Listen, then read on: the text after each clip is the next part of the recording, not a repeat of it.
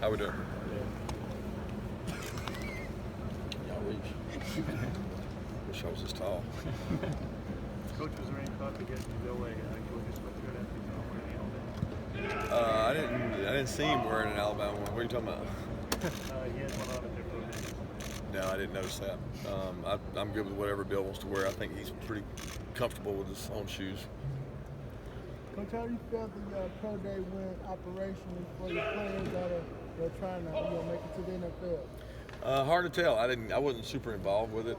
We got a lot of stuff going on around here. I think for the most part our guys competed well. I got to visit with the outgoing juniors and seniors this morning, and I'm just excited for them because this is I can still remember the day in my life when you had this day. It meant so much to you, and so many dreams and aspirations are realized on this day.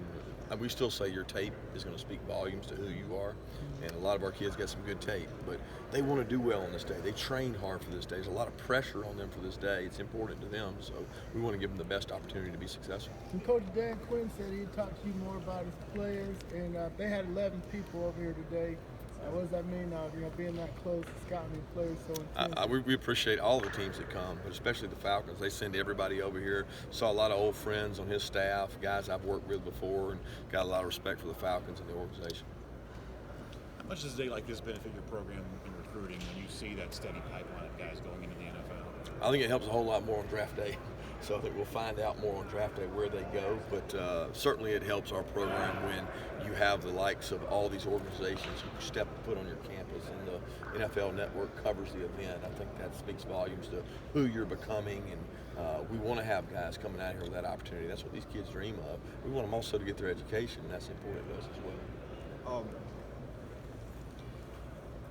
Kirby, throughout the draft process for Isaac Nada, he said he had a time at the combine that he wasn't really favorable of.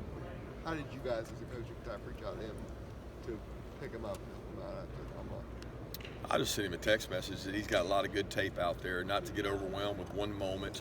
Don't be disappointed or really either way. You could run a great time and have too much expectation, or you could run a poor time, worse than what you think you should, and you still have tape out there. I know from having worked in that league, there's a lot more than just the combine and the time. There's a lot of football tape to be watched. There's a lot of background to be checked, and those are all strong points for Isaac Nada and a lot of our players, so don't put a lot of weight just on a number. 4 underclassmen came out, Kirby. I don't know if you were prepared for all 4 of those guys, but that seems to be a trend. I know you talked about how this program will get younger moving forward. Just your thoughts on the number of guys that come in early now and also leave early. Yeah, I think it is a trend. I think it's going to continue to be a trend in college football for every team to deal with, and every team deals with it differently. Our answer is to make sure we've got good players in our program so that we're not having to just play true freshmen. But because of the way it is, you're going to have a young team all the time. I've spoken to that a bunch. There's not a lot you can do. Some of that stuff's out of your control. How well does a kid play as a junior? What kind of grades does he get? What kind of choices and families does he have? Does he have to make for his family? Choices and decisions for his family. So everybody's in a different situation, and you manage everyone differently. You just do the best job you can to handle it, and then you move on. And that's what we do. Is there anything that can be done about the incongruence of the early signing day along with the declaration date being January 14th? I don't know that there can be right now, because that's involving a lot of moving parts, meaning you got the NFL, who has a system they believe in works, and then you have college football that has a system they believe in works. What gets tough is kids are enrolled in classes or not enrolled in classes. So it's hard in January for a kid. He needs to make his decision in January, because he's got to decide whether or not he's going to go work out or whether he's going to continue to go to school. So those two are not congruent, and it's hard to make them congruent. So we're dealing with a system we got, and everybody's in the same system. So I consider that fair. Kirby, there might be DBs that put up faster 40 times than Baker. What kind of pro do you think he's going to be? He's going to be a great pro. He's a competitor. He's physical. He runs well. He's played in a system that he can play multiple coverages. We ask him to make a lot of checks. He's going to be a really good pro player. And really at the end of the day, it's not going to be the 40 time that measures his success. It's going to be his ability to break on the ball, make plays, tackle, cover people, and that's what he's proven to do in a pretty good conference. Kind of same question about Elijah Holyfield. No, he didn't have the best time team more than Andy, but how do you think he'll do as a pro? Elijah's going to be a great pro. Elijah brings a lot to a team. He brings a toughness. He brings a demeanor about him. He loves to work. He was the last guy off the field every day here to catch extra balls. He's done a tremendous job in our program. He's going to do the same thing in that organization. The stripes of a player don't change when they go to the next level. So I know he's going to convert what he's done well here into the same thing there. Quite a few guys said that they did not perform what they thought was their best at the combine. From your personal experience, do you think that has to do with nerves, over prepping? You know, I think everyone's an individual basis. I think the way it is nowadays, these kids all go places to work out and train, and sometimes maybe the best environment is to be in the environment you've been in most often, the comfortable environment of being here. Everybody's different, and they have the choice to choose that, and they can go work out where they want to work out. I don't think you can pin it on one reason why a guy doesn't run as well as he should or shouldn't. I think every opportunity he gets, he should take advantage of, which hopefully they did today. Do y'all give them GPS numbers, stuff like that, internal data that teams are asking for? Do we give it out? Yeah.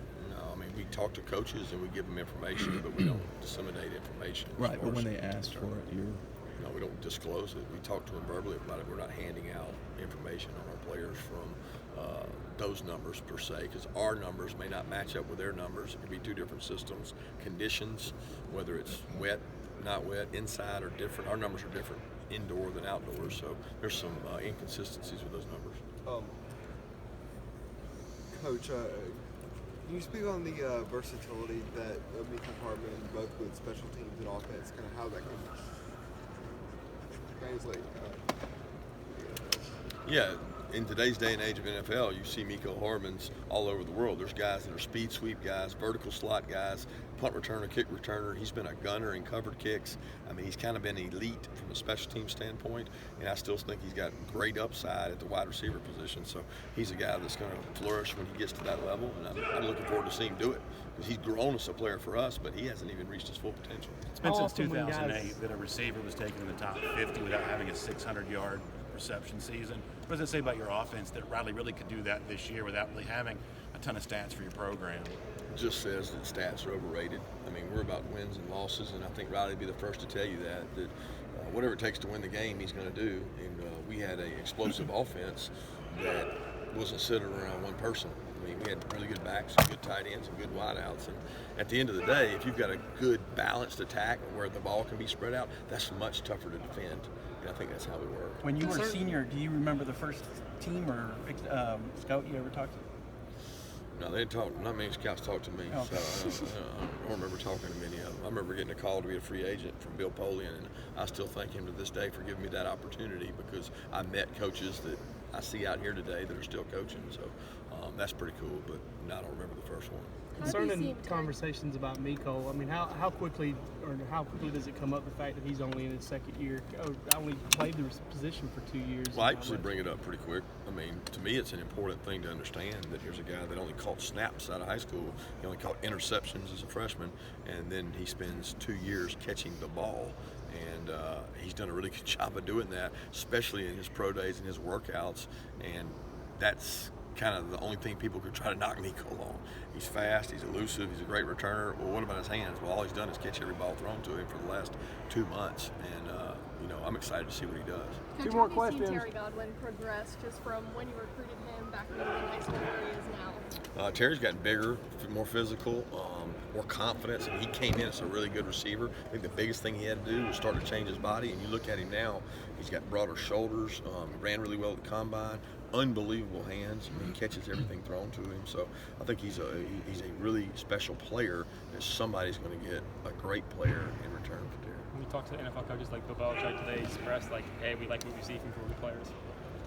I'd say specifically, I mean, it's more about guys you play against. He knows you know your own players, and he's always asking about guys you played against that you really thought a lot of, guys maybe coming in the future, or things they're doing in their program that are their organization that are making them better that maybe we can mirror.